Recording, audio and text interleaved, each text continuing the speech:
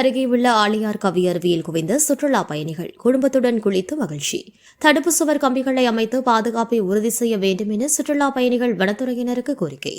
ஆனைமலை அருகே வால்பாறை சாலையில் மேற்கு தொடர்ச்சி மலை அடிவார பகுதியில் ஆனைமலை புலிகள் காப்பக வனத்துறையினர் கட்டுப்பாட்டில் அமைந்துள்ளது கவியருவி. இந்த அருவிக்கு உள்ளூர் மட்டுமின்றி வெளி மாவட்டம் மற்றும் வெளி மாநிலங்களிலிருந்தும் நாள்தோறும் அதிக அளவில் சுற்றுலா பயணிகள் வருவது வழக்கம். அதேபோல இன்று ஞாயிற்றுக்கிழமை பொது விடுமுறை காரணமாக சுற்றுலா பயணிகளின் வருகை அதிகரித்து காணப்படும் நிலையில் அருவியில் குவிந்த சுற்றுலா பயணிகள் கொட்டி வரும் தண்ணீரில் குழந்தைகளுடன் உற்சாகமாக குளித்து மகிழ்ந்து வருகின்றனர். மேலும் கடந்த சில நாட்களுக்கு முன்பாக பெய்த கனமழையில் அருவியில் வெள்ளப்பெருக்கு ஏற்பட்ட காரணத்தினால் பாதுகாப்பு தடுப்பு சுவர் கம்பிகள் அனைத்தும் வெள்ளத்தில் அடித்து செல்லப்பட்டன.